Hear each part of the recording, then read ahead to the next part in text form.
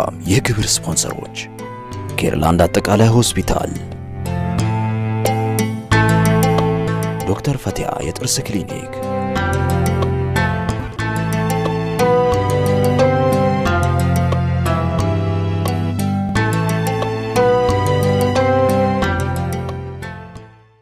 የአላህ ሰላም ረህመትና አዝነት በሁላችሁም ላይ ይስፈን። ውድና የተከበራችሁ ተመልካቾቻችን ሰላምታችን በያላችሁበት ይድረሳችሁ።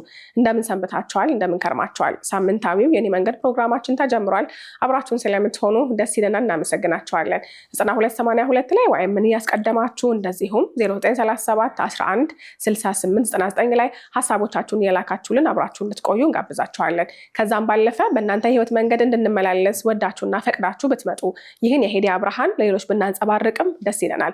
የኔ መንገድ ፕሮግራምን አጋሩና ያበረቱልን ተቋማት አሉ፣ እናመሰግናለን። ኬርላንድ አጠቃላይ ሆስፒታል እንደዚሁም ደግሞ ዶክተር ፈቲያ ስፔሻሊቲ ጥርስ ህክምና ክሊኒክ አጋሮቻችን ናቸው። እጅግ አድርገን እናመሰግናለን። ዛሬ የምንመላለስበት የህይወት መንገድ አለ። የመጀመሪያ ዲግሪውን በፉድ ፕሮሰስ ኢንጂነሪንግ፣ ሁለተኛ ዲግሪውን ደግሞ በማኔጅመንት ይዘዋል። ማስተርሱን ደግሞ አሁን ላይ እየሰራ ይገኛል። በኤምኤስ ሊግ ተዘጋጅቶ በሚንበር ቴሌቪዥን በሚቀርበው መጽሐፈ ቅኝት ላይ ደግሞ ደጋግመን አይተነዋል፣ ተመልክተነዋል። ዛሬ የምንመላለሰው በሱ ህይወት መንገድ ላይ ነው። የዛሬውም የትላንቱም ብሩክ ፍቃዱ ጋብዣዋለሁ። እባክህ። ሰላም አለይኩም። ወአለይኩም ሰላም ወራህመቱላህ። አረፍ በል። ዴኒ ሶፊ። አልሐምዱሊላህ። እንኳን ደህና መጣ። ደህና ቆይሽ። ያው ለቤታችን እንግዳ አይደለህም። አይደለም። ለተመልካችም እንግዳ ነህ ብዬ አላስብም። ብዙም አይደለም። ብዙም አይደለም። ሚንበር ላይ በደንብ ሚንበር ላይ ስላለ የሚንበር ቤተሰቦች ደግሞ ያውቁሃል አንተንም። ምናልባት ለዚህ ወንበር ደግሞ አዲስ ነህ። ለዚህ ወንበር በጣም አዲስ ነኝ። ለዚህ ወንበር በድጋሚ እንኳን ደህና መጣ። እንኳን ደህና ቆይሽ። ስለተገናኘን በጣም ደስ ብሎኛል። በአዲስ መንገድ ማለት ነው። በዚህኛው መንገድ እንግዳይ ስለሆንክም እጅግ አድርጌ አመሰግናለሁ። ቴንክ ዩ ሶፊ። እንዴት ነህ? አልሐምዱሊላህ ሁሉ ሰላም፣ ሁሉ መልካም። እንደው ብንጀምር ደስ የሚለኝ ሁሉም ሰው ከሚያውቅህ ቢሆን ደስ ይለኛል። በኤምኤስ ሊግ ተዘጋጅቶ ሚንበር ቴሌቪዥን ላይ የሚቀርበው መጽሐፈ ቅኝት ወይ ደግሞ ቡክ ሪቪው የሚል ፕሮግራም አለ። በተለይ ወጣቶችን ሰብሰብ አድርጋችሁ ነው የምትሰሩት ይታወቃል። በተለይ ደግሞ አሁን ኤምኤስ ሊግ በርካታ የሚሰራቸው ስራዎች አሉ። በተለይ ወጣቶች ላይ የሰራ ያለ እንደ ተቋም በቃ ትልቅ ተቋም የምንለው አይነት ነውና ትንሽ እሱንም ከመስራቶቹ መሀልም ከመሆንህ ጋር አብረህ ከመስራትም አንጻር ስለሱ ትንሽ እናንሳና ከዛ በኋላ ደግሞ ወደ ተገናኘንበት መንገድ ደግሞ እንመጣለን። ኦልራይት። ያው ኤምኤስ ሊግ የተለያዩ ፕሮጀክቶች አሉት። ሲመሰረት ጀምሮ የተለያዩ እርከኖችን አልፎ የመጣ ተማሪ ላይ ትኩረት አድርጎ የሚሰራ ድርጅት ነው። ከነዛ ሴግመንቶች ውስጥ አንዱ የመጽሐፍ ቅኝት ወይንም ቡክ ሪቪው የሚባለው ፕሮግራም አንዱ ነው እና እዛ ላይ እኛ ቲም አለን። ያ ቲማችን ኦልሞስት 4 ልጆች ነን።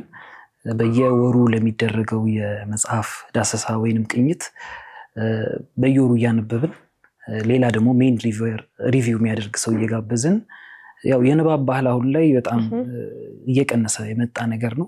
እየጠፋ በሚለው ይስተካከል። በጣም እየጠፋ ያለ ነገር ነውና ወጣቱን ሞር ከንባብ ጋር ለማገናኘት ያለውንም ነገር ብዙ ነገሮችን ለማሳደግ ትኩረት አድርገን እየሰራን እንገኛለን። በጣም ደስ ይላል። እንግዲህ ቡክ ሪቪውን ወይ ደግሞ መጽሐፈ ቅኝትን በዚህ አጋጣሚ የኔ መንገድ ቤተሰቦችን የማያዩ ካለ ግረ መንገድ ጋብዘናቸዋል። ንባብ ላይ በተለይ መመለስ እንዲሉ አጋጣሚ እንደዚህ ያለ ፕሮግራም እየሰራችሁልን ስለሆነ እናመሰግናለን እንላለን። ቴንክ ዩ። እናመሰግናለን። ብሩክ ፍቃዱ፣ ዛሬም ብሩክ ፍቃዱ ነህ። ስምህን አልቀየርክም? አልቀየርኩም። ብዙ ጊዜ ሰዎች ወደ አዲስ መንገድ ወደ አዲስ ህይወት ሲመጡ ደግሞ ስማቸውንም እንደ አዲስ ይቀይራሉ።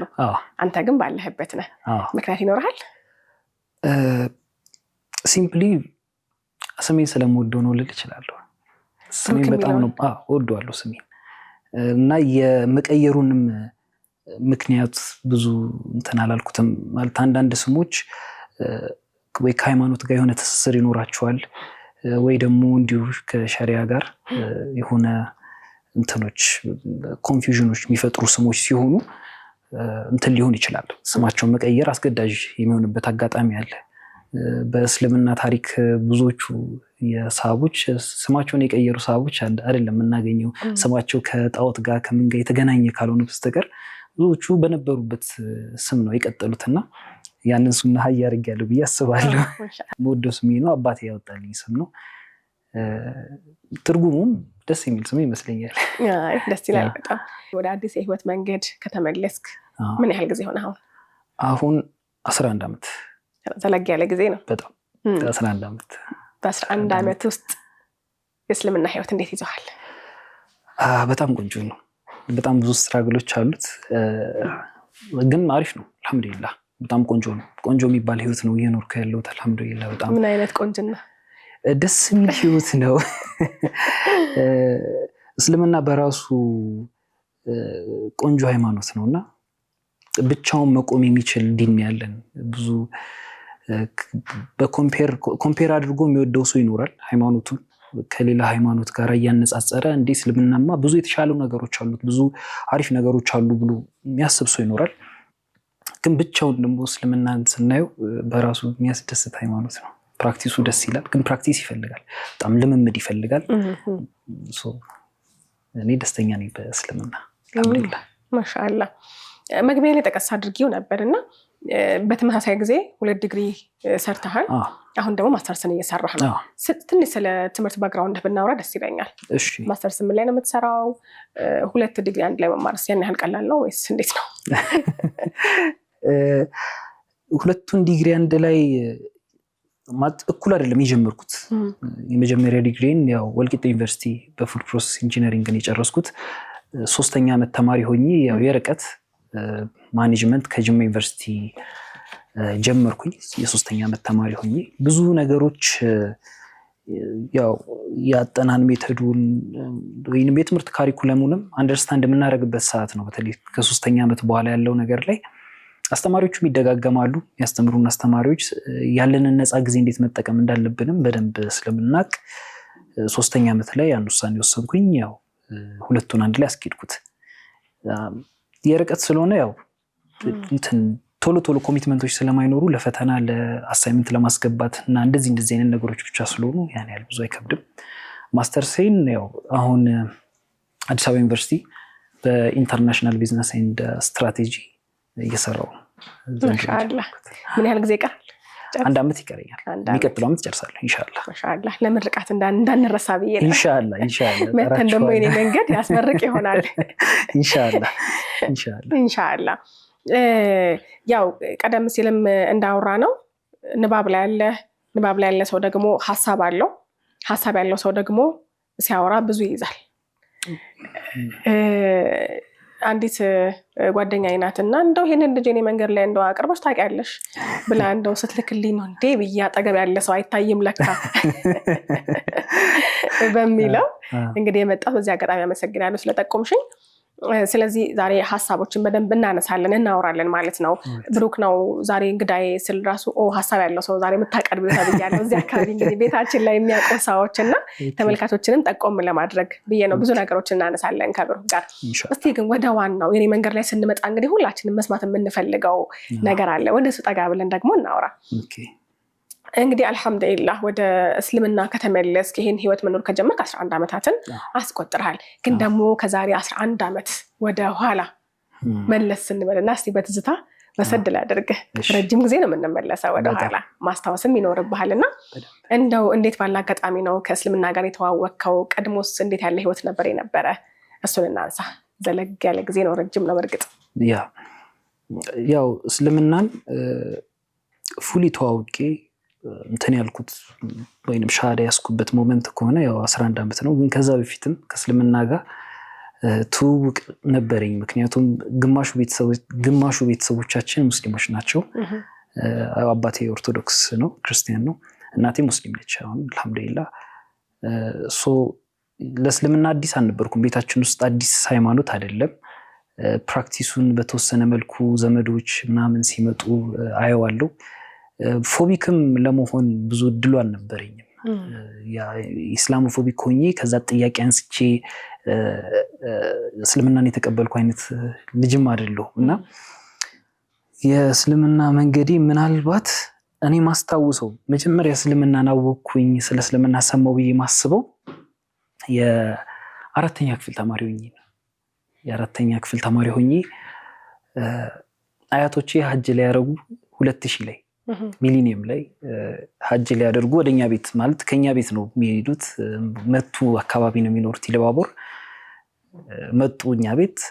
ከዛ ቴሌቪዥን ዲሽ ምናምን ይከፈት ነበርና ተከፍቶ ፒስ ቲቪ ነበር አይደል ያኔ በጣም ብዙ የሚታየው ቻናል ፒስ ቲቪ ላይ አንድ ዳይ ይቀርባል እንዲህ ሲያወራ ምናምን ቤተሰብ እንዲህ ያየዋል ብዙ ሰዎችም ነበሩና ከዛ እናቴ ምን አለችኝ ከሃይማኖቶች ሁሉ ምርጡ ሃይማኖት እስልምና ነው አለችኝ እና እናት በሰዓቱ ግን ሙስሊም አይደለችም ያው አባቴን ስታገባው ክርስቲያን ሆና ነው የገባችው ስለዚህ እኛ በክርስትና ሃይማኖት ላይ ነበርን ተወልደን እስከናድግ ድረስና እንደዛ ስትለኝ ያኔ ይሄ ፈርስት ኢምፕሬሽን ብዙ ጊዜ ማተር ያደርጋል አይደል አይምሮዬ ላይ እስልምናን መለስ ብዬ ወደ ኋላ በጣም ሳስበው የዛን ሞመንት አስታውሳለሁ እናቴ በቃ በወቅቱ ያንን ማለቷን በጣም ምርጡ ሃይማኖት እስልምና ነው ብላ ነገረችኝና ወሲያ ነው ብዬም አንዳንዴ ወስደዋለሁ ከራሴ ጋር ዲስከስ አደርግ በቃ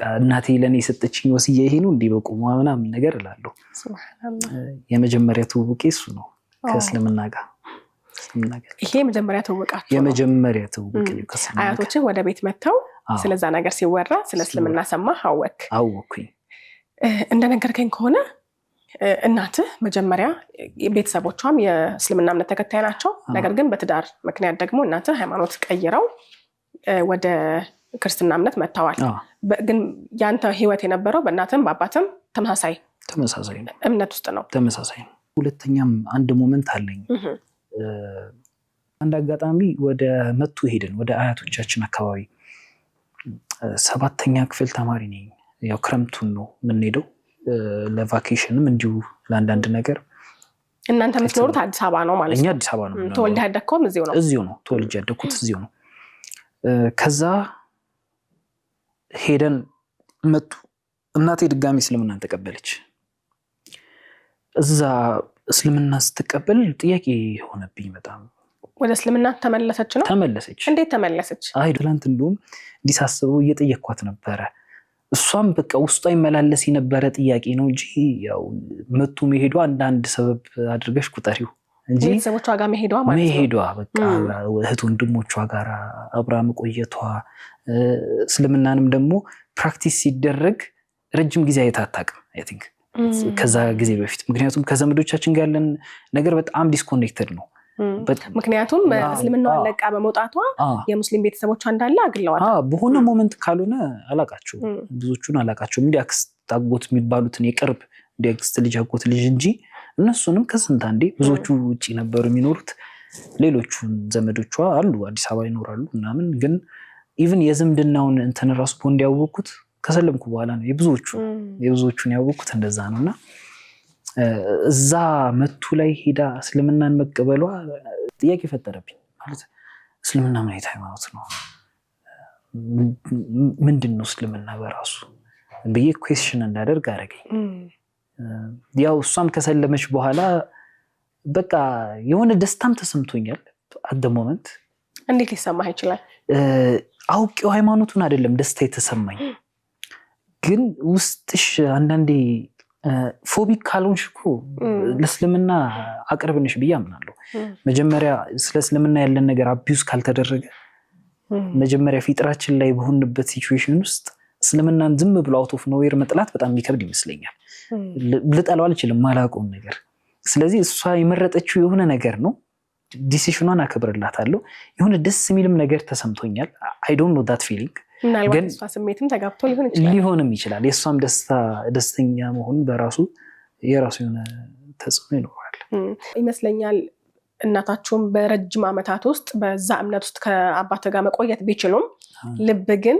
እስልምና ውስጥ የኖረ ይመስለኛል እኔ የምረዳው እንደዛ ነው አንተ የምትለይ መልኩ ከሆነ ያለምንም ዳዕዋ የተቀየረ ያለምንም ዳዕዋ ደግሞ የተመለሰ ልብ ይሁን ነገር አለው ልክ ነው መንፈሳዊ ፓርቲ ይኖራታል ብዬ አስባለሁ እናቴም መንፈሳዊ የሆነ ክፍሏ ጠንከር ያለ ነው ኢቭን ልጆቹን ስናድግ አብዛኛው ማለት የክርስትና የአምልኮ ተግባሮችን እንደዚህ ቤተክርስቲያን መሄድ እንደዚህ አይነት ቦታዎች ላይ ከእናታችን ጋር ነበር የምንሄደው ከአባታችን ይልቅ ከእናታችን ጋር የሄድንባቸው ሞመንቶች በጣም ይበልጣሉ ይመስለኛል ያንን ስፒሪቹዋሊቲ ሰላም ልታገኝ የምትችልበትን ቦታ እሷ እየፈለገችው ነበር ማለት ነው ብዬ አስባለሁ አክቲቭሊ እየፈለገች መታ ኦል ኦፍ ኤ ሰደን ወይ በሆነ መልኩ ሴንስ ሲያጣባት ተመልሳ ወደ ሃይማኖቷም የመጣች ይመስለኛል። የራሷ በቂ ምክንያት እንዳላት ግን ፊል አደርጋለሁ።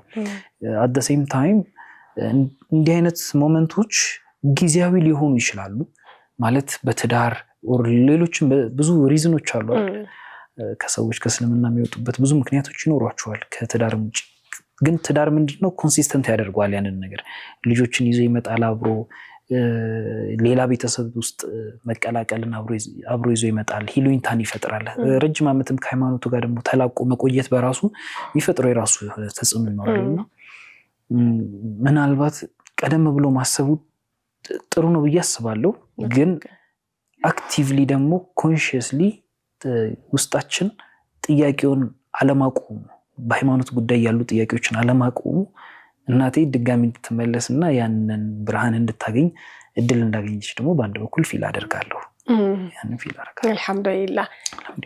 ያንተን መጨረሻ ላይ ወስኖ ወደ እስልምና መምጣት ትንሽ እናቆየውና መቼስ አንቺን በሃይማኖትሽ እኔም በሃይማኖቴ በሚለው እንግዲህ የአንዳንድ ሰዎች መርህ አብሮ ተጋብቶ መኖር ይቻል ነበር ከመጀመሪያው ነው። ያ ማለት እናትና አባትህ ባሉበት ሃይማኖት ነው መጋባት ይችሉ ነበር።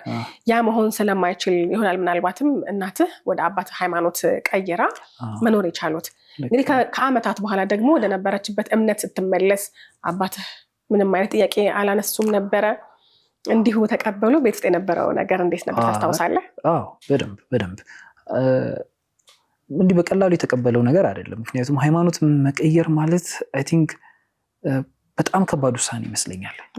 በጣም ከባድ ውሳኔ ነው እና እናቴም ያው ጠንከር ያለ አቋም ያዘች። ከዛ በኋላ ያ ጠንካራ አቋሟ ምንድነው ቤተሰባችንን ለሁለት ሊከፍለው ሆነ።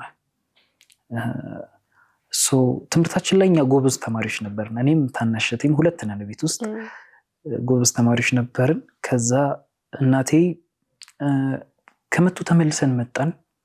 ያው አለመግባባቶች ተፈጠሩ። ተመልሳ ወደ አያቶቿ ጋር ሄደች፣ ወደ መቱ ሄደች። ትሰራለች፣ እናቴ ተማሪች ሆነች። ተመልሳ ወደዛ ሄደችና 6 ወር ያህል ቆየች። 6 ወር ያህል 6 ወር 4 ወር ሰምቲንግ እንደዚህ አካባቢ ቆየች። ምክንያቱም በሃይማኖት ምክንያት ከዲኑም ጋር ደግሞ አይ ቲንክ በደንብ ጊዜ ወስዳ ተዋወቀች። በጣም ራሷን በኢባዳ ጠንከር አድርጋ ነው የተመለሰችው። ከዛ እስክትመለስ ደግሞ እኛ በትምህርታችን በጣም ቀዘቀዝን። ትምህርታችን ላይ ቶፕ የሚባሉ ልጆች አልነበረም። የቶፕ አንደኛ ምናምን አይደለም የምንወጣው። በአቨሬጅ እና በቶፕ መካከል ያሉትን ልጆች ታውቂያቸዋለሽ? 4ኛ ምናምን ቢወጡት እንደዛ አይነት ነን። እህቴ እንኳን ቶፕ ነች። እሷ 2ኛ አንደኛ ምናምን ትወጣለች። 21 ከ30 ምናምን ልደብቅ ትችላለች። 21 ከ30 2 ከ30 ምናምን ልደብቅ ትችላለች።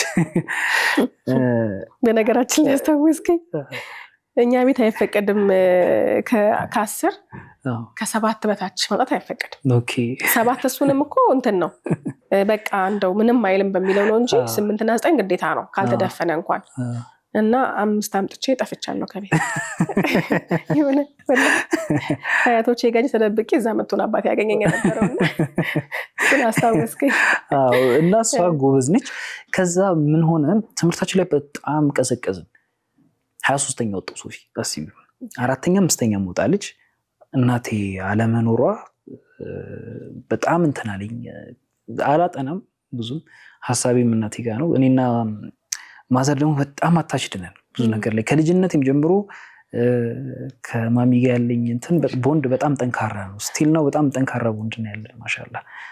እናቴ መመለስ እንዳለባት ወደ ቤት እንትን አሉና ሽማግሌዎችም እንዲህ የቤተሰብ ሰዎች ያው አንድ ላይ ኑሩ፣ የተለያየ ክፍል መኖር ትችላላችሁ፣ ልጆቻችሁን በጋራ አሳድጉ የሚል መፍትሄ አመጡ እና ያው እናቴ ተመለሰች ወደ ቤት። እናቴ ያው ወደ ቤት ከተመለሰች በኋላ ትምህርታችን ላይ ተመልሰን አሪፍ ሆነን ተመልሰን ጥሩ ሆነን ወደዛው ተመለስን። ሁለቱም በቃ የተለያየ ክፍል ነው ያላቸው። ግቢያችን ትንሽ ሰፋ ይላል እንዳልኩሽ ቅድም። ሁለቱም የተለያየ ክፍል ይኖራሉ። እኛን ለማሳደግ እንትን ይላሉ። በዛ መንገድ ነው እያደገን ያለው። ይሄ ነገር አሁንም አለ ወይስ? ሁለቱም የተለያየ ክፍል ነው የሚኖሩት። የተለያየ ቤት አላቸው። በቃ አንድ ግቢ ውስጥ የተለያየ ቤት ብለሽ አስቢ። እናንተንም ሳታጣ እምነቷ ላይም ተመልሳ እናንተ እየኖረች ነው። በጣም አባቴም ያው ጥሩ ሰው ነው። በጣም አሪፍ ሰው ነው። እሱም የሆነ ፈንክሽን ማድረግ የሚችል አይመስለኝም ካለኛ በጣም ነው ልጆቹ የሚወዱ በጣም ነው ማዘርንም በጣም ነው የሚወዳት ያው በቃ ለኛ ሲሉ የከፈሉት ነገር ነው ይወሰደው በመሃል አሁንም ፍቅር አለ ነገር ግን እምነት ደግሞ ተለያይቶ አብሮ መሆን አይቻልም ምን ደግሞ ፕሪንሲፕል አለ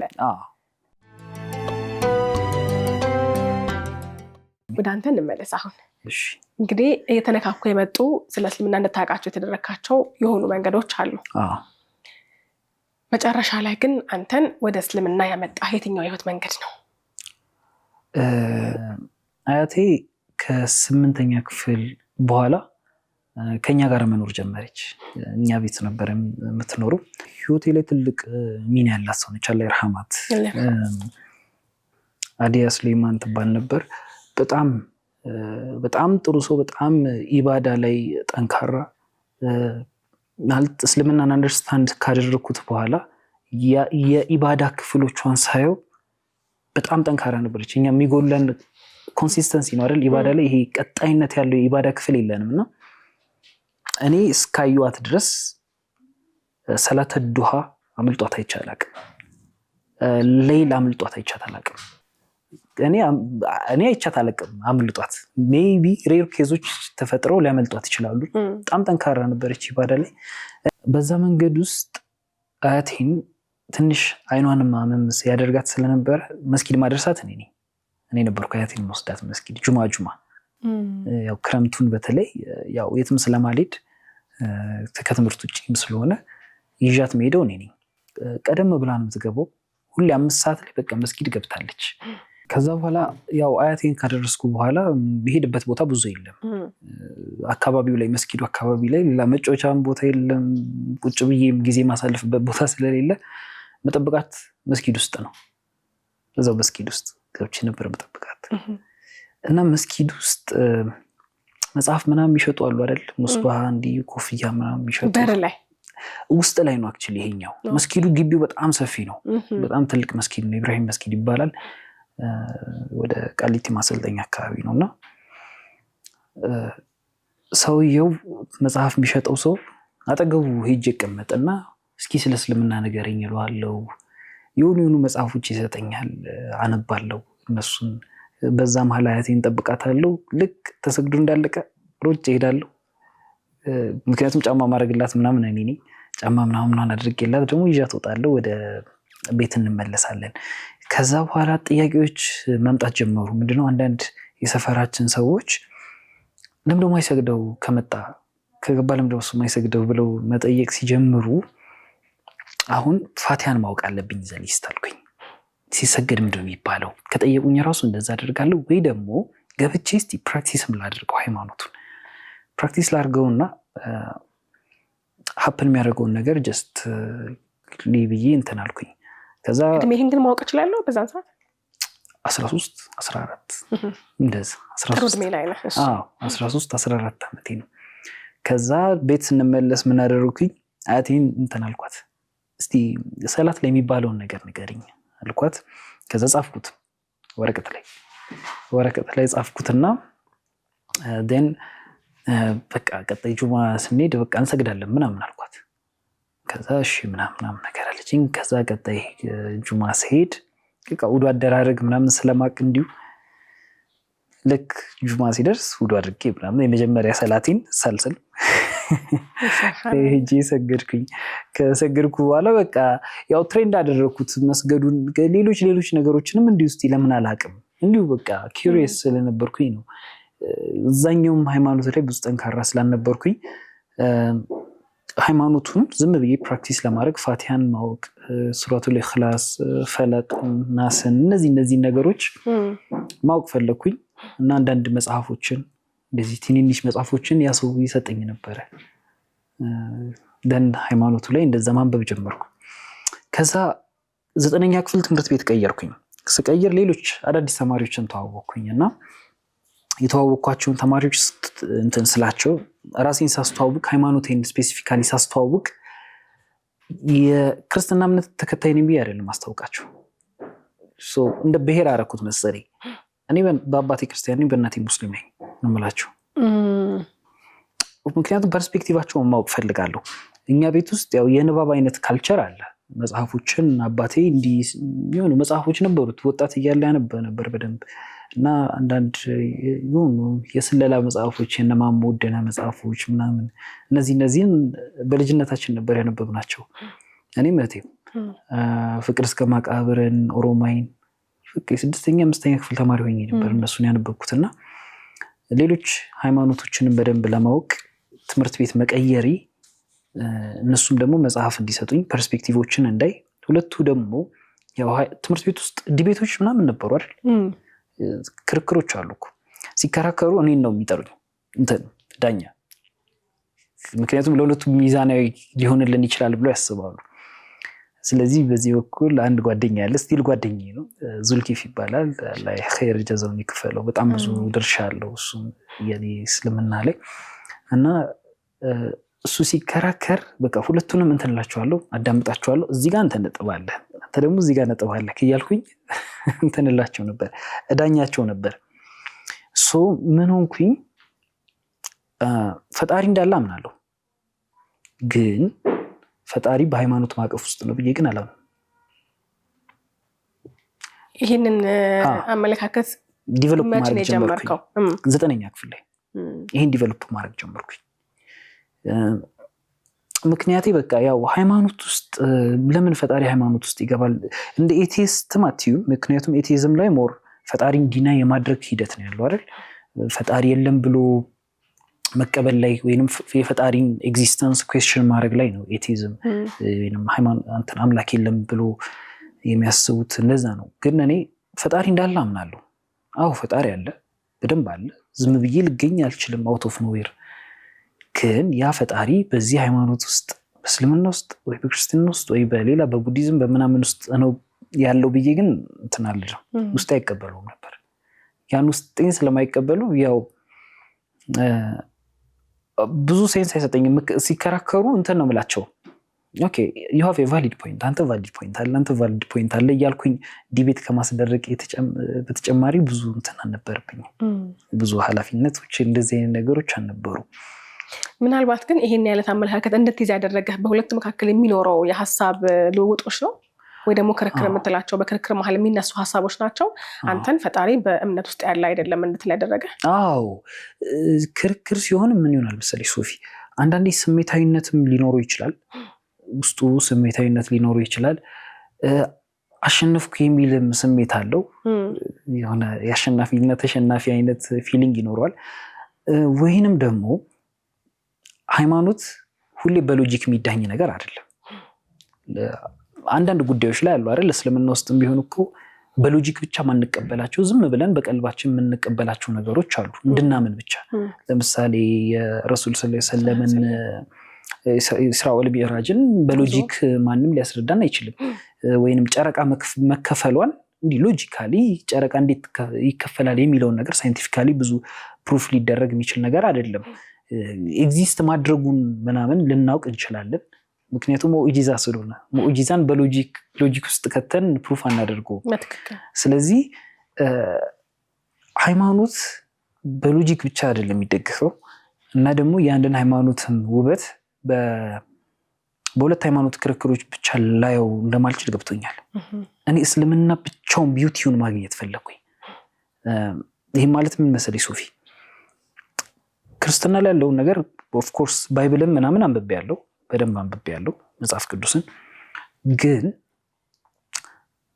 መጽሐፍ ቅዱስ ለተሳሳተ አይደለም እስልምና ትክክለኛ ሃይማኖት የሚሆነው ብዬ ደግሞ አስብ ነበር አዳት ሞመንት። ክርስትናም ላይ ደግሞ ኩዌስችን ሳነሳ ለብቻው ነው እስልምና አላስገባውም። ለምሳሌ ማንሳቸው ጥያቄዎች ያኔ ምን ነበሩ ለምን ስፔሲፋይድ ሆነ አንዳንድ ጉዳዮች ላይ ከኛ ሀገር ጋር ብቻ የሚገናኙ ነገሮች አሉት።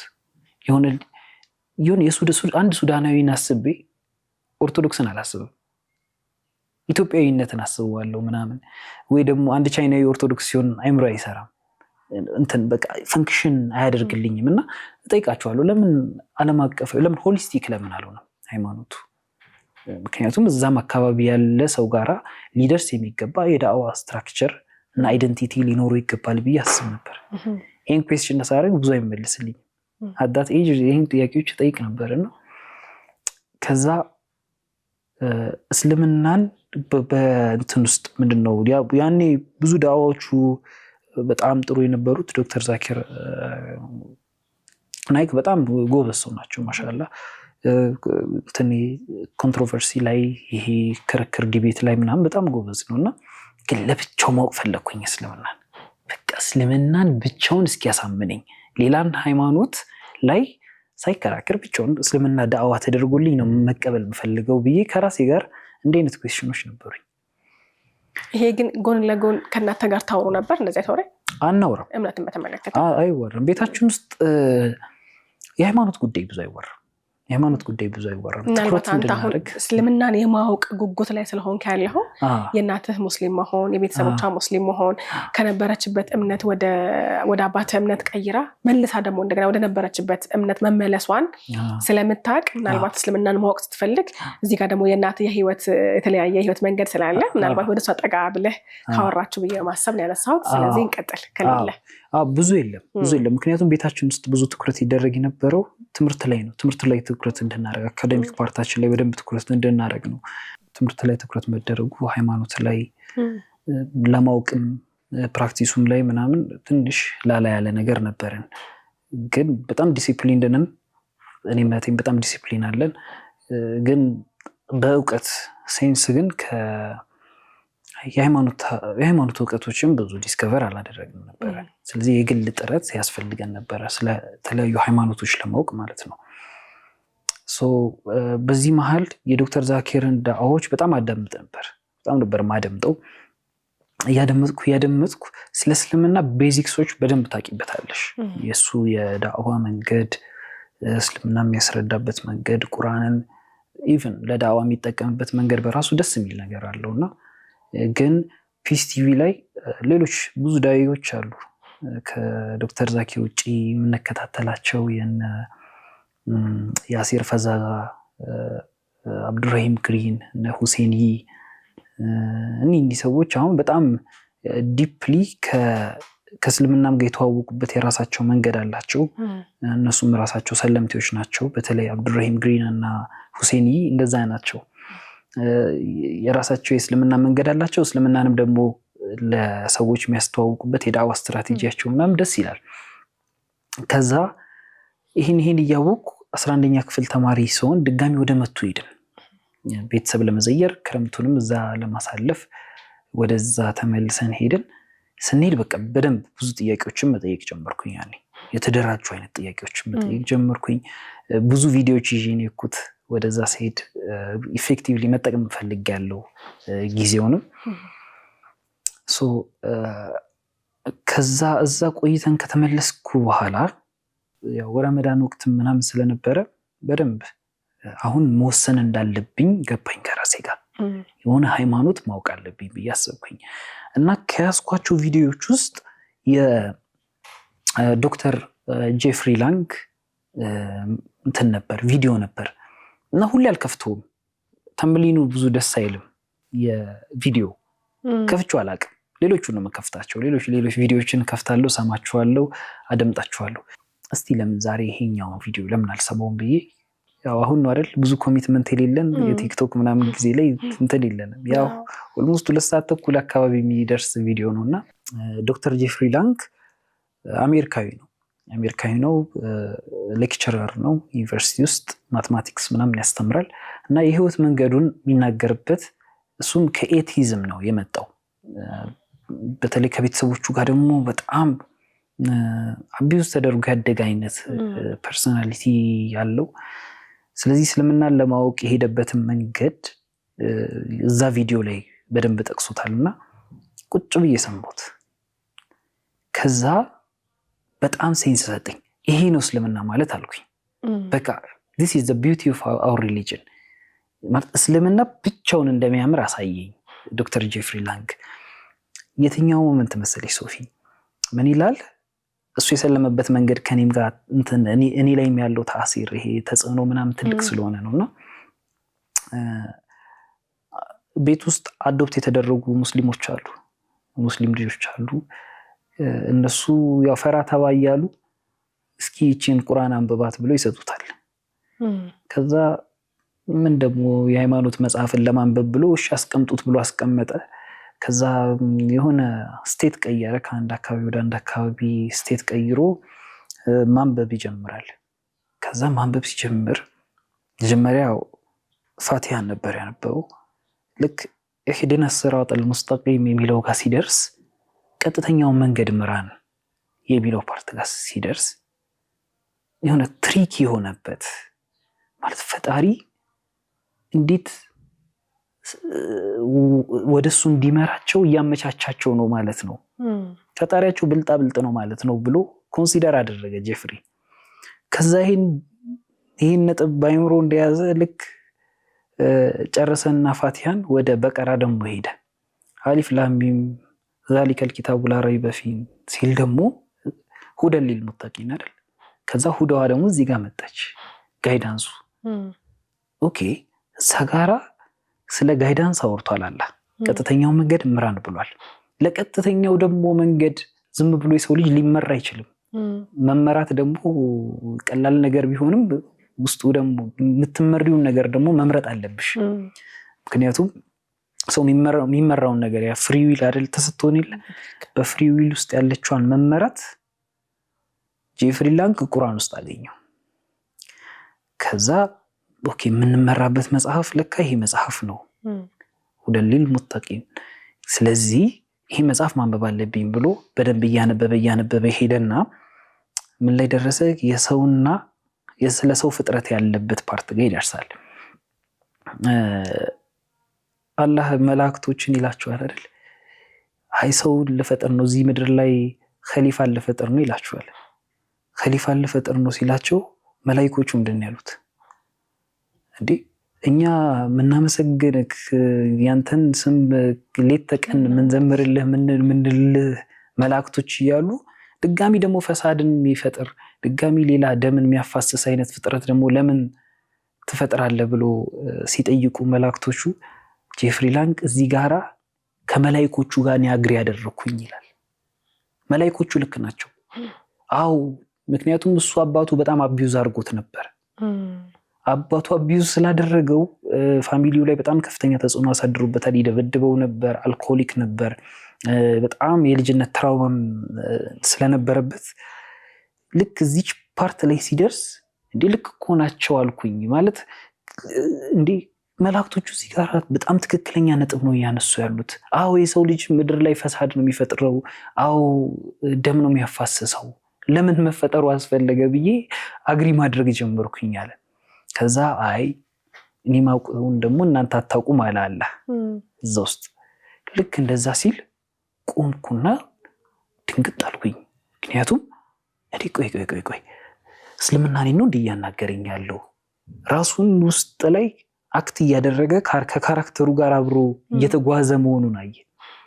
በዚህ ውስጥ የእስልምናን ውበት አሳየኝ እኔን እና ጀመርኩኝ። ኦኬ ለካ ሃይማኖታችን ኮምፔር እየተደረገ አይደለም ውበቱ፣ ብቻውን ቆሞ ውበቱን ማሳየት የሚችል ሃይማኖትና እውቀት ሃይማኖታችን ውስጥ አለ። ስለዚህ this is the critical part ብዬ ከራሴ ጋር ወሰንኩኝ። ቺ ፓርት ላይ በቃ ከራሴ ጋር ውስጤ ዲሳይድ አደረገ። በደል የለብኝም እንደ ጄፍሪ ላንግ እንደዚህ በልጅነቴ ምናምን እንደዚህ ምለው ነገር የለም። ግን እሱ እስልምናን በዚህ ውስጥ አንብቦ የተረዳበት መንገድ እና እስልምናን በክርክርም በጭቅጭቅም ከሌሎች ሃይማኖት ጋርም በማነጻጸር ሳይሆን ብቻውን ደግሞ መቆም እንደሚችልና ብቻውን ሃይማኖቱ ሙሉ ሃይማኖት መሆኑን አሳይ። ይሄንን ነበር የምፈልገው አልኩኝ። እኔ ደግሞ እዚህ ጋር ልክ ጄፍሪ ላንግ ያቺን ፓርት ከመላእክቶቹ ጋር አግሪ እንዳደረገበት እኔ ደግሞ እዚች ጋራ ነው በቃ ጥያቄ የተመለሰው አልኩኝ። በቃ ይሄ ነው የኔ ፓርት ብዬ ማንበብ ጀመርኩ። ቁርአንን ድጋሚ የማንበብ ጉጉቴ ከፍ አለ በጣም። አስታውሳለሁ ያን ቀን ሌሊት ቁርአን ማንበብ ጀመርኩኝ። አንድ አጎቴ ለለቅሶ መጥቶ ታዚያ ቤተሰብ ጋር ቁርአን አስገዝቼው ነበር። እኔም ደግሞ ምናልባት እንደ ዶክተር ጄፍሪ ላንግ የሆነ ሴንስ ሊሰጠኝ የሚችል የቁርአን አያ እኮ አላጣም አልኩኝና ማንበብ ጀመርኩኝ ቁርአንን። የትኛው ፓርቲ ነካል ካልሽኝ ኩዌስችን ማርኮቹ ይነኩኛል። በፊት ኩዌስችን ነበር ማደርገው ለምን አልነበረ። ያላመኑ ሰዎችንም አላህ በዛም መልኩ ነው የሚጠይቃቸው። እንዲህ አላደረግንላችሁም፣ እንደዚህ አፈላ ታቂሉን አፈላ ተደበሩን፣ እንደዚህ አታነቡም፣ እንደዚህ አታስተነትኑም፣ እንደዚህ አታዩም የሚል ፓርት ነው ያለው። ይሄ ጥያቄ ግን ከመስለምሽ በፊት ብቻ ያለ ደግሞ አይደለም። ሙስሊም ከሆንሽ በኋላ ደግሞ ድጋሚ ኮሚትመንት ያስፈልግሻል፣ ፕራክቲስ ያስፈልግሻል። እዛ ውስጥም መልሶ ይጠይቃል። አይ ሙስሊም ከሆንኩ በኋላ ደግሞ ተቀምጬ ከዛ ጀነት እገባለሁ ደግሞ ማለት አይደለም። እዛ ውስጥም ጥያቄዎችን ያነሳል። በሁሉም ሲቹዌሽን ውስጥ ኩዌስችን ማርኮቹ ሳቡኝ። ሶ ዲሳይድ አረኩኝ ከራሴ ጋር በራሴ ሻሃዳ ያዝኩኝ። እንዴት ነው ግን ራስ በራስ ሻሃዳ ይዞ ያለ የተለየ ስሜት ነው? በጣም ሻሃዳ ፊጥራችን ላይ ነው የሚመልሰንና ይመስለኛል ብዙ ፕሮግራሞችም ላይ ሜቢ ኤክስፔሪየንስ አድርገሽው ሊሆን ይችላል። ስሜቱን እንዲገልጹልሽ ስትፈልጊ ስሜቱን ወጥቶ የሚያውቀው ሰው ነው የሚያውቀው ብዬ ነው የማስበው። አንዳንድ ነገሮችን ኤክስፔሪየንስ ማድረግ የምትችይው ሞመንቱ ላይ ነው፣ እዛ ቦታ ላይ ነው ፊሊንጉን የምታውቂው። ለምሳሌ አሁን እኔ ኡምራ አላደረኩም ወይ ሐጅም አላደረኩም አይደል? ኡምራ ያደረጉ ሰዎች ሲናገሩ በቃ ስሜቱን መግለጽ ይከብዳቸዋል አይደለ? የኡምራን የመዲናን የመካን ስሜት መግለጽ ይከብዳቸዋል። ሻሃዳ ከዛ ከፍ ያለ ስሜት አለው ብዬ አስባለሁ። በጣም ከፍ ያለ ስሜት ነው። ልክ ነፍስሽ ፊጥራዋ ላይ ስትቀመጥ ፈጣሪዋን ስታገኝ የምታገኘው ስሜት ስለሆነ ፈልገሽ አይደለም የምታለቅሽው፣ ፈልገሽ አይደለም የሆነ ኢሞሽናል ስቴትሽ የሚቀያየረው። በቃ ነፍስሽ ትክክለኛዋን ቦታ አግኝታለች። ልክ እዛ ሞመንት ላይ ልክ ያችን ኢኩሊብሪየም ባላንሷን ስታገኝ ያኔ ዩል ሾክ ታደርጊያለሽ። ዓለምሽ ሎጥውጥ ይላል። በቃ ብርሃኑ ይታይሻል። እና ሞመንቱን ቃላትም ፍትሃዊ አይሆኑም ብዬ አስባለሁ። የሻሃዳን ሞመንት ለመግለጽ ቃላት ፍትሃዊ አይደሉም፣ ቃላቶች ፍትሃዊ አይደሉም። ስለመጀመሪያው ሰላትህን እናንሳ፣ ስለመጀመሪያ ስጁድህን እናንሳ። በእርግጠኝነት መጀመሪያ ስትሰግድ ለመጀመሪያ ቀን ደግሞ ከአያትህ ፋቲሃን ሽምደህ የገባህበትን እና የሰገድክበትንም እግረ መንገድ ታስታውሰዋለህ ብዬ አምናለሁ። እስኪ እናንሳ እስኩን ትንሽ። የምሰግደው ሰላት ምን ይሁን ምን አላውቅም። ይሄ ፈርድ እንዳልሆነ አውቃለሁ። ፈርዶቹን ስለማውቃቸው 5 አውቃት ሰላት በየትኛው ሰዓት ምናምን እንደሚሰገድ አውቃለሁ። ግን መስገድ እንዳለብኝ ፊል አደረኩኝ ከራሴ ጋር። ምክንያቱም አያቴ ትሰግዳለች። የምትሰግደው ሰላት የሌሊት ሰላት ይሁን ምናምን እንዲህ ዲፕ የሆነ ነገር ስለሌለኝ እውቀቱ ስለሌለኝ ግን ቢያንስ ሻሃዳ ያስኩበትን ሞመንት በሰላት እንትን ማለት አለብኝ ብዬ አሰብኩኝ። ከዛ ተነስቼ ሰገድኩ። የሆነ አንደርስታንድ በማድረግ ስለሆነ የሰገድኩት ሞመንቱን በጣም ኢንጆይ ያደረኩት፣ ሰላሙን በጣም ኢንጆይ ያደረኩት።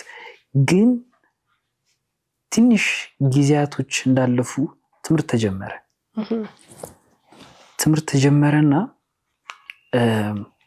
ይሄንን ሞመንቴን የሚያውኩ ነገሮች ተፈጠሩ። ምንድነው? ኤክስፔክት ከማላደርገው ማለት አንዳንዴ በተለይ የሰለሙ እህትና ወንድሞች በደንብ መታገዝም ያለባቸው እንዲጠነክሩ ብዙ ነገር ሊሰራ ይገባል የማስብበትን ሞመንት በተለይ የመጀመሪያውን 1 2 3 ዓመታት ስትራግል ያደርጋሉ። ማለት እስቲቃም መዋለፍ ሁሉም ነገር አዲስ ነው ላንቺ። ሰላቱ በራሱ ልክ እንዴት ነው ዙር ሰግደሽ አስር ወዲያው ሲመጣ እንዴ አልቅም እንዴ ምናምን ልትይ ትችያለሽ። ቶሎ ነው ሰላት የሚመጣው። ምክንያቱም እስልምናን ኢንጆይ ልታደርጊ የምትችይው በኮሚትመንቶቹ ነው። እንደሌላው ሃይማኖት በቃ ወይ እኔ ከዚህ በኋላ የዚህ ሃይማኖት ተከታይ ነኝ ብለሽ ሁሉም ነገር ሱና አይደለም። እኛ ጋር ብዙ ፈርዶች አሉ። አለመስገድ ራሱ የራሱ ተጽዕኖ አለው። ስለዚህ ኮሚትመንት አለው ሃይማኖቱ። ያንን ኮሚትመንት ኢንጆይ እያደረጉ እየተደሰቱ ነው ሊያደርጉ የሚገባውና ልክ ትምህርት ቤት ስገባ ትምህርት ቤታችን ደግሞ ሰላት ይከለከላል፣ አይቻልም። በዛ ውስጥ መስለሜን ለአንዳንድ ጓደኞቼ ምናምን ነገርኳቸው፣ ለዙልቂፍም ነገርኩት። በጣም ደስ አለው። በቃ ሰላት ምናምን መጀመር አለብን ብለን እንደዚህ መንቀሳቀስ ምናምን ጀመርን። እንዲዙር ምናምን እንሰግዳለን። ከዛ አንዳንድ ሙስሊም ልጆች ነበሩ። እነሱ የነበሩበት ህይወት ብዙ ፕራክቲስ አያደርጉትም ነበረ። ብዙ ፕራክቲስ ስለማያደርጉት የኔን መስለም በአንዴ አይደለም አክሴፕት እንትን ያደረጉት። ይሄ ዌልካሚንግ አልነበሩ። እንዴት በዚህ ሰዓት ተሰልማለክ አይነት ነገር ውስጥ ገቡ። እንዴ ጥያቄ ሆነብኝ። 12ኛ ክፍል ነው። አዎ እንዴ ለምን ብዬ ስጠይቃቸው እንጂ እኮ ማድረግ ትችላለህ ዝም ብለህ ከዛ በኋላ ቀስ ብለህ ሙስሊም አትሆንም እንዴ ምናምን ነገር አሉኝ። እኔ ያው ሾክድ በጣም እንዴት እንደዚህ ብሎ ይጠይቁ፣ እንዴት እንደዚህ ዌልካም ያደርጉኛል እንዴ? ምክንያቱም በዛ ላይ ደግሞ እንዴት ተሰባብረህ እንዴት ያለ ጊዜ ወስደህ እስልምና እንዳገኘህ የምታውቀው አንተ ነህ። እኔ ነኝ የማውቀው። እነሱ ደግሞ የተሰጡ ሲወለዱም አብሮ የነበሩበት ስለሆነ ጸጋቸውን አያውቁትም ነበር። በደንብ አንደርስታንድ አላደረጉትም እና በጣም ፈተነኛ ሞመንት። ከዛ ቤት ውስጥም አንዳንድ እንደዚህ አይነት ኮንፍሊክቶች በቃ የቤት ኮንፍሊክት አለ አይደል? እንዲህ በተነሳ ቁጥር ዱዓ ማድረግ ጀመርኩኝ። ዱዓ ማድረገው መስጊድ እየሄድኩ ነው። አስረንም ዙረንም አንድ ላይ የሚሰግደው መስጊድ ነው፣ ሰፈራችን ያለው መስጊድ እና ያው ስለማይፈቀድ ዙር እንዳልኩሽ እዛ ሄጄ እሰግዳለሁ። ከዛ ዱዓ አደርጋለሁ። ከዛ ዱዓ ካደረግኩ በኋላ ያ ረብ በቃ ትክክለኛ ሃይማኖት ይሄ ከሆነ ዱዓዬ ሊደመጥ ይገባል ብዬ አስብ ነበር። ከዛ ነገሮች ግን እየተስተካከሉ ይሄዱ። ዱዓ አደርጋለሁ አይስተካከልም፣ ዱዓ አደርጋለሁ አይስተካከልም። ከዛ አንድ ቀን ምን አልኩኝ ከአላህ ጋር ትክክለኛ ሃይማኖት ከሆነ እኔ ዱዓ አድርጌ ፈጣሪ ሊሰማኝ ይገባል፣ ሊያደምጠኝ ይገባል። ስለዚህ ዛሬ ዱዓ አደርጋለሁ። ያለው ነገር ካልተስተካከለ አሁንም ኩዌስችን ላደርግም። ምክንያቱም ትክክለኛ ሃይማኖት ውስጥ ከሆንኩኝ ዱዓዬ ሊደመጥ ጥያቄ ሊሰማ ሊመለስልኝ ይገባል ብዬ አሰብኩኝና ከዛ በዚህ ከአላህ ጋር ተወራርጄ ወደ ቤት ሄድኩኝ። ከሌላው ጊዜ ባሰ ሞመንቱ ባሰና ግን አታት ሞመንት የባሰበት ሞመንት ላይ ከአላህ ጋር የተወራረድኩትን ነገር አላሰብኩትም። በቃ ረስቼዋለሁ። ቶታሊ ረስቼው ሞመንቱን በቃ እንደሚሆነው አድርጌ ያሳለፍኩና በቀጣይ ቀን ትምህርት ቤት ሄድኩ። ከዛ ተመልሼ ወደ መስጊድ ሄድኩኝ። መስጊድ ገብቼ ከሰገድኩ ምናምን በኋላ ድጋሚ ዱዓ ላረግ ስል ትላንትና ያልኩት ነገር ትዝ አለኝ። ትላንትና እኮ ከአላህ ጋር ዱዓ ላረግ ስል እንዲህ ተባብለን ነበር ከአላህ ጋር። ስለዚህ ዱዓ ካደረኩኝ ነገርየውን ሊያብሰው ይችላል እና ደግሞ አልተስተካከለም። ስለዚህ አሁንም ኩዌስችን ማድረግ እንዳለብኝ ፊል አደረኩኝ። ከዛ እንዲህ ብዬ እስቲ ግን ለማንኛውም ምናምን ብዬ ወጣሁ። እየወጣሁ እያለ አሁንም ድረስ ማሻአላ በጣም ጥሩ ሰው ነው። ደረሳነት ላይ ነው ያለው። አይ ቲንክ ትንሽ ቆየን። በእርግጥ 1-2 ዓመት አካባቢ ሆኖናል ከተገናኘን። ሱድ ይባላል። አንድ ሰፈር ነው የምንኖረው። ከመስጊድ ውጭ አይቼው አላውቅም። ሶፊ ሰውየው ሁሌ መስጊድ ነው ማየው። ወይ ወደ መስጊድ ሲሄድ ነው ማየው፣ ወይ ከመስጊድ ወጥቶ ሲሄድ ነው ወደ ቤቱ ማየው። ከዛ ጥግ ላይ ተቀምጦ ነበር። ልክ ስወጣ ና ምናምን አለኝ። ከዛ እሺ ብዬ ሄድኩኝ። ተዋወቅኩት። ስም ማን ነው? ብሩክ። በቃ ያው እንደማንኛውም ሙስሊም ለምደው ብሩክ የሆነው ብሎ ጠየቀኝ። መለስኩለት። እንዲህ የተወሰነ ነገር ነገርኩት። ሰለምቴ መሆኔን ምናምን ነገርኩት። ግን በአካባቢውን እስልምና ደብሮኛል አልኩት። በጣም ቦልድ ነኝ፣ ልጆኜ ቦልድ ነኝ። ነገሮችን ስናገር እንዲህ በግልጽ ነው የምናገረው።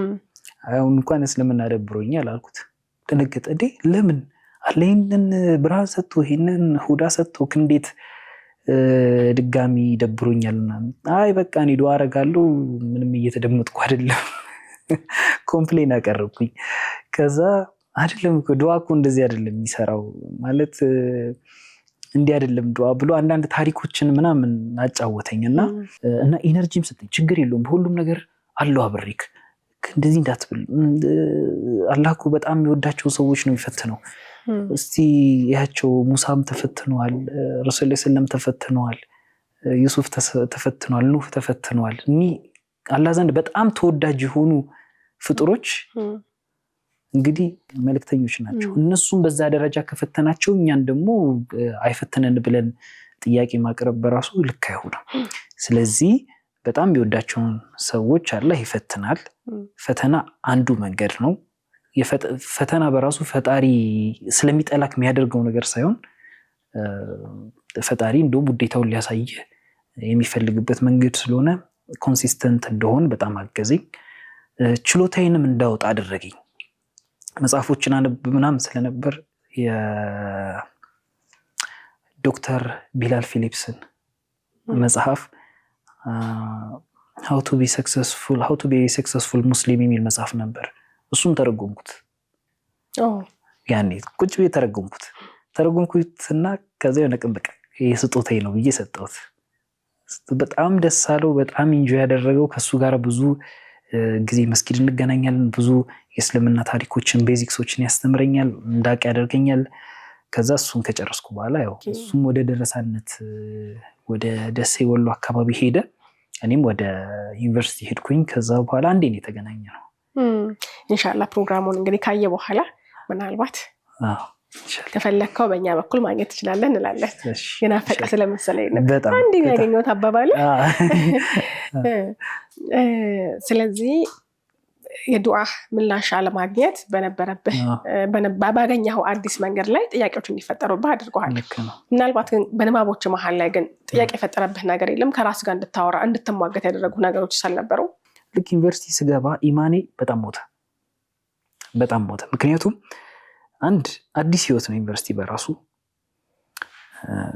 ሁለተኛ ጀማ ደግሞ እኔ ሊቀበለኝ አይችልም። ምክንያቱም ጀማ ላይ ሲሰራ ዩኒቨርሲቲ ጀማዎች ላይ በስም ነው አብዱ ምናምን ሰው ማይ ኔም ኢዝ ብሩክ። ስለዚህ እኔ ኤክስትራ ኮሚትመንት ያስፈልገኛል። ወደ ጀማው እኔ ነኝ የሚሄደው፣ ጀማው ወደ እኔ ሊመጣ አይችልም። ስለዚህ እዛ ከሄድኩ በኋላ በቃ ያው ጓደኞች ምናምን ሙስሊሞች ስላልሆኑ ያለኝ ፕራክቲስ በጣም ቀነሰ። ከሱዑድ ጋር ቅድም እንዳልኩሽ መጽሐፍ ተረጉማለሁ፣ ዳዋዎች አዳምጣለሁ። እንደውም የአማርኛ ዳዋዎች አላቅም ነበር። በሱዑድ ምክንያት ነው ያወቅሁት ብዙዎቹን ዳይዎች፣ ኡስታዝ ያሲን ኑሩን፣ አቡበከር ሐመድን፣ እነዚህ ዳዮችን ያወቅሁት ከሱዑድ በኋላ ነው። ከዛ በፊት የነበረው ኤክስፖዠር ሞር የአውሮፓ አካባቢ ያሉ ዳዮችን ነበረ። ከዛ ዩኒቨርሲቲ ላይ የኢማኔ መሞት ድጋሚ እንዲህ አይነት ጥያቄዎችን እንዳነሳ ያደርግልኝ ነበር። ማለት ግን ፕራክቲስ አላደርግ ሃይማኖተኛ በሆንስ ምን ችግር አለው? በቃ ማለት ፕራክቲሱ እያደከመኝ፣ ምክንያቱም ኢነርጂ እያጣው መጣው። ጓደኛም ምንም ብዙ ስለሌለኝ ጀማ ውስጥም ቶሎ ኢንቮልቭድ ስላልሆንኩ እንትን ሆንኩኝ። ከዛ አንድ ቀን ሳውድ እንዲህ ደወለልኝና እንዴት ነህ እንዲህ ዱንያ እንዴት ይዟል እየበረታ ነው ምናምን በቃ ኢነርጂ አለው ሲያወራ፣ ጎበዝ ነው። መልሶ ሲያወራኝ ድጋሚ በቃ ተጀደደ ኢማኔ ተጀደደና በቃ አሁን ድጋሚ ኢነርጂ የሆነ አጠገብ ያለ ያህል ተሰማኝ እና ምን አደረግኩ? ወደ ጀማው ሄድኩኝ። ሌላ ጊዜ ጁማ ነው ሰግደው አልሄድም። ሌላ ሰላት ዶርም ነው ሰግደው፣ ዶርም ሰግዳለሁ። ከዛ ጁማ ሲሆን ግን ሄዳለሁ። ጁማ አልቀጣም። ከዛ ሰከንድ ሴሚስተር ሲጀምር እኔም ወደ ጀማው ሄድኩኝ።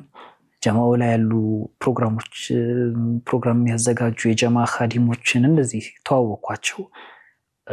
እነሱም በራሳቸው የሆኑ ኢነርጂዎች ሰጡኝ። ከጀማው ጋር በደንብ ተቀራረብኩ። በጣም ብዙ ልጆች አገዙኝ። እነ መደድ የሚባሉ ጀማል፣ እነ ሚስባህ፣ እነዚህ ጎበዝ ልጆች ናቸው። ወልቂጤ ዩኒቨርሲቲ መስጊድም ጭምር ያሰሩ ጥሩ ልጆች ነበሩና ዩኒቨርሲቲ ላይ ነው የቀረሁት። ብዙ ወንድሞች ያው በርብርብ አስቀርተውኛል። አንድ ጁስ አንዱ 2 ጁስ ምናምን እያደረገ ከዛ ወደ አዲስ አበባ ስመጣ አንድ ፊቅሆች ትንንሽ ሰፊና ምናምን እየቀረው መጣው። ተፍሲር በጣም ደስ ይለኛል። እንዲሁም ሲራ የነብዩ ሰለላሁ ዐለይሂ ወሰለም ታሪክ ደግሞ የያሲር ቃዲን 100 ምናምን ኤፒሶድ ቁጭ ብዬ ተከታተልኩኝ። ማሻአላህ ቁጭ ብዬ ተከታተልኩ። ስለዚህ ማሳወቅ ያው ወደ ለአባቴ ማሳወቅ ፈለኩና ቤተሰቦች ጋር እንመጣለን። እሺ ዩኒቨርሲቲ ከገባህ በኋላ ነው ጥያቄ ያነሳኸው እንጂ በንባቦች መሀል ላይ ምንም አይነት እስልምና ላይ የነበረ ጥያቄ አልነበረም።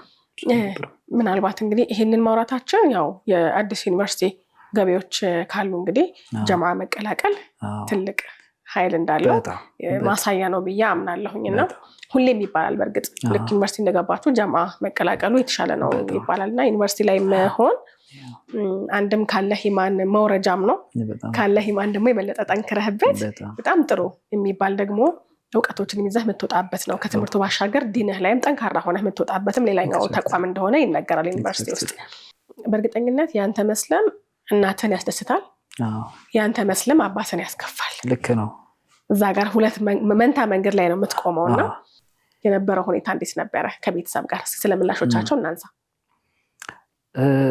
ለእናቴ ያው ግልጽ ነው ወዲያው ነው የነገርኳት ስነግራት ያው ደስተኛ ነው የምትሆነው ግን ለአባቴ መንገር እስካሁን ኦፊሻሊ ከአባቴ ጋር በሃይማኖቴ ለውጭ ያለው ብዬ አልነገርኩትም እንዲህ አይነት ኮንቨርሴሽን የለንም 11 ዓመት ሙሉ ማለት ምነግርበት ምንም አጋጣሚ የለም እሱም ደግሞ ኩዌስችን አድርጎ እንትን ሲል መብቴ ነው ብለው መብቴ ነው ስለው ይሄ ዲስሪስፔክት ለማድረግ አይደለም መብቴ ነው ብለው ግን ሃይማኖት ቦንስ እለዋለሁ ቦንስ ምን ችግር አለው ከዛ ጥያቄዎች አነሳበታለሁ ከጠየቀኝ ጥያቄዎች አነሳበታለሁ then አይጠይቀኝ ያንን ነገር አይጠይቀኝ ብዙም ቅድም እንዳልኩሽ ቤታችን ውስጥ ብዙ ሃይማኖት የሚወራበት አይነት እንትን አይደለም ከስንት አንዴ ነው ስለ ሃይማኖት ዲስከስ የሚደረገውና በቃ ሰለም ያለውና ምናምን ብዬ በዚህ መልኩ እስልምናን ማስተዋወቅ አልፈለኩም ሁለተኛ ከፕራክቲስም ደግሞ ብዙ አልገደበኝም ለምሳሌ ሃይማኖታዊ ነገሮች ሲገደቡብሽ ጭንቅ ውስጥ ስገቢ ማሳወቁ ተወዳጅ ይሆናል ምክንያቱም ከሃይማኖታዊ ተግባሮቹ እያዘናጋሽ እየመጣ ስለሆነ ማለት ነው እኔ ግን ዩኒቨርሲቲ ነበር የነበርኩት ብዙን የእስልምና ክፍል ከዛ በኋላ ከመጣው በኋላ ለሙስታውን 4 ዓመት ከምናምን ስለዚህ ከኢባዳ ከዚህ ከአምልኮ ተግባር ሊያግደኝ የሚችሉ ነገሮች ብዙ የሚሉ ውጪ ነው መስገደው መስጊድ ሰግጄ ምናምን እገባለሁ አንዳንድ ሞመንቶች ላይ ልጅህን አየነው እኮ መስጊድ ምናምን ይሉታል አባቴ አንዲ ሲሉት አንተ ዛሬ ደግሞ መስጊድ አይተው ነበርና ምን ይለኛል እሱም የሆነ ጥንክር ብሎ አንተ ሙስሊሞች ብሎ ክው ብሎ ቤቱን እያናጋ ምናምን አይደለም የሚገባው ስለዚህ እኔም ሰልም ያለው እኮ ምናምን ብዬ ለመናገር ብዙ ድፍረት የለኝም ስለዚህ በሁለታችን መሃል ያለው ግንኙነት ያቃል ሙስሊም እንደሆንኩኝ በደንብ ያቃል እህቴ ሙስሊም እንደሆነች በደንብ ያቃል ምክንያቱም እሷ ደግሞ አለባበሷ ምናምን በእስልምና ሴት ላይ ደግሞ ሞር ይታያል ይንጸባረቃል ስለዚህ ኦፊሻሊ እንዲቁጭ ብለን የሃይማኖትን ጉዳይ ዲስከስ አድርገን አላወራንም እስካሁን እህት እንዴት ሰለመች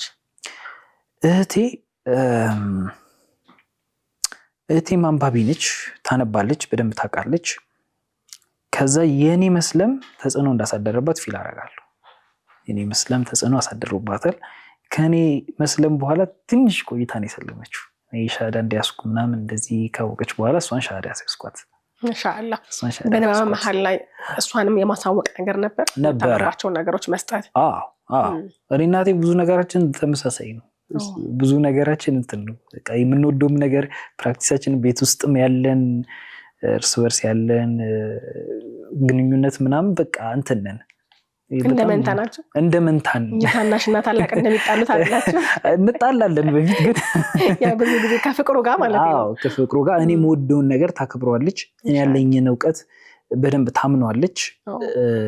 ታምነዋለች ዝም ብዬ የዘባረኩ እንዳልሆነ አንደርስታንድ ታደርገዋለች የሆኑ ሞመንቶች ላይ ስቲል ነው ስትፈልግ ዕውቀቶችን ምናምን እንዲህ ነገር እኮ አንብቤ ነበር ቫሊዴሽኑን ትጠይቀኛለች እና ታዲያ ኡስታዞች እኮ አጠገብሻሉ አንቺም ጋር አክሰስ ማድረግ ትችያለሽ ለምን አትጠይቂያቸው አንተ የምታውቀው ከሆነ ለምን አትመልስልኝም ትለኛለችና ኮንቨርሴሽን ነው ኤግዛክትሊ እና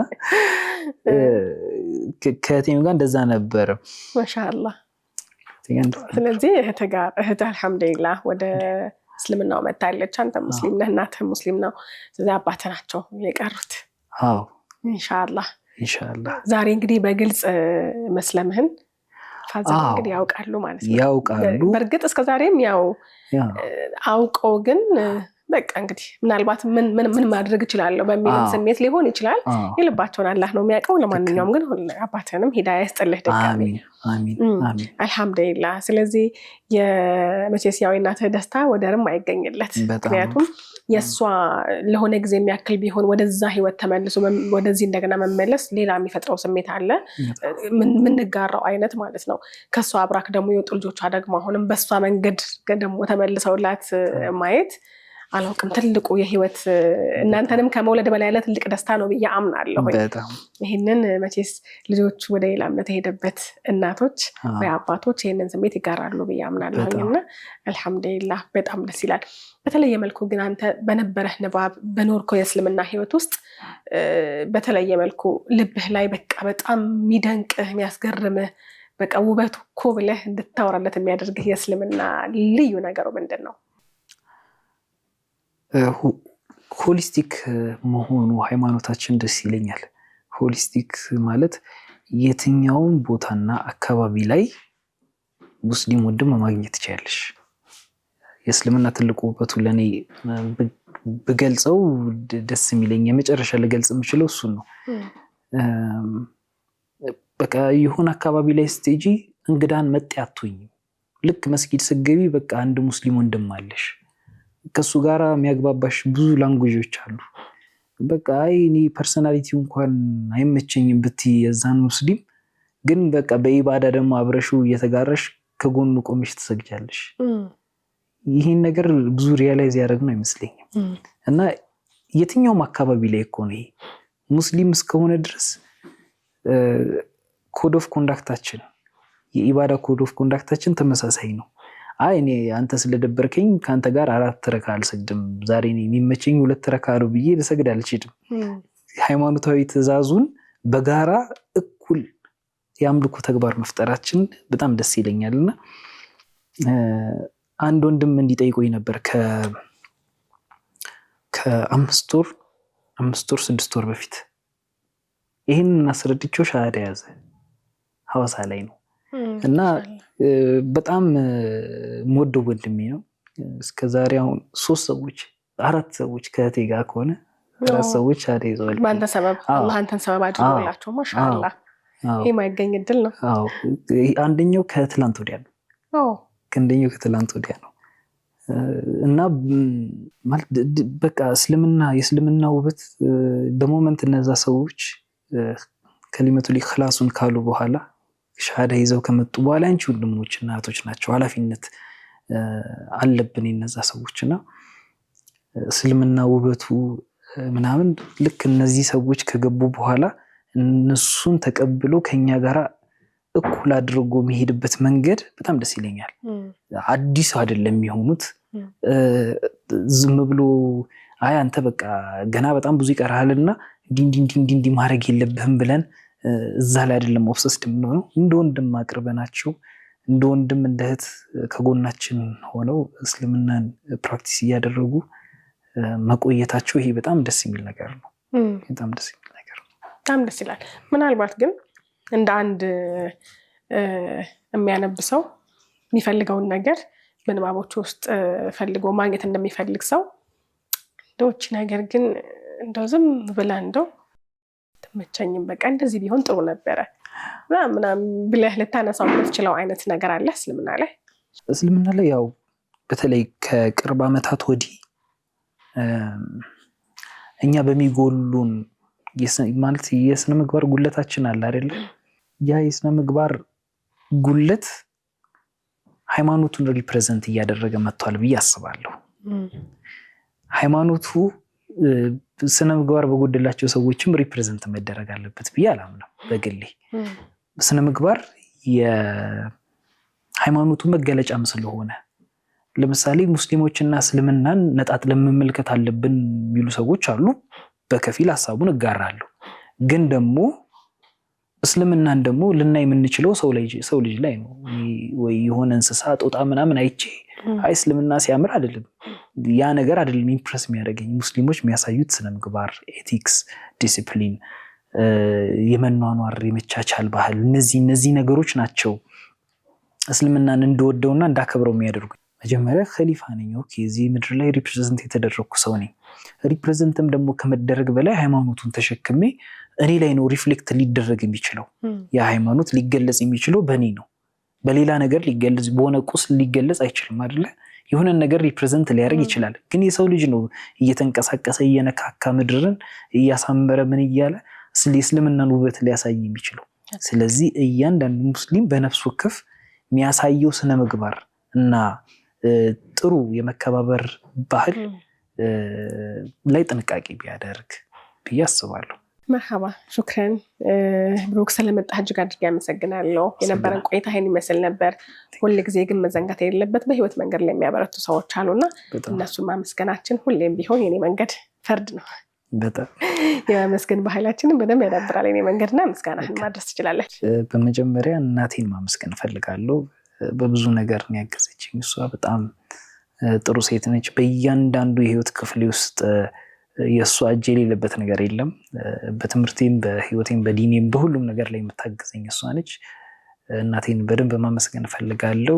ኸዲጃ መሐመድን፣ እህቴን ዳግማዊት ፍቃዱን በጣም ማመስገን እፈልጋለሁ። አባቴን ፍቃዱ አሰፋን በደንብ ማመስገን እፈልጋለሁ። በጣም ነው የምወዳቸው፣ በጣም ማከብራቸው ቤተሰቦቼ ናቸው። ከዛ በተጨማሪ ዘመዶቼን ከቅርብ ዓመታት ወዲህ በደንብ አውቂያቸው በጣም ብዙ የህይወት ሌሰን እንድማር ያደረጉኝ እነ ሀጂ ነጃን፣ እነ መርከዘዲ፣ እነ ዛኪራን፣ እነዚህን በጣም ማመስገን እፈልጋለሁ። ኡስታዞቼን በደንብ ማመስገን እፈልጋለሁ። ጓደኞቼን ዙልኪፍና ሐምዛን፣ እነ አብዱልዋሂድ፣ እነ አብደላ ሁሴን፣ እነ ኢብራሂም፣ እነዚህን ሁሉ ማመስገን እፈልጋለሁ። ምስጋናችን ደርሷቸዋል። ኢንሻአላህ እኔም እጅግ አድርጌ አመሰግናለሁ። እንግዲህ ብዙ ቦታ ደርሰን የመጣ ነው፣ ብዙ ተጉዘናል። ይህ ደግሞ ያንተ ህይወት መንገድ ሌሎች ደግሞ ሌላኛውን የህይወት መንገዳቸውን ፈልገው እንዲያገኙ ምክንያት ይሆናቸዋል ብዬ አስባለሁ። በፍለጋ ውስጥ የተገኘ እውነትን ነው አንተ የኖርከው ያለውና ሌሎች በፍለጋ ላይ ደግሞ ያሉ ካሉ ይኸው መንገዱ እንደዚህ ባለ ነው የሚለውን ማሳያ ይሆነናል። በድጋሚ እጅግ አድርጌ አመሰግናለሁ።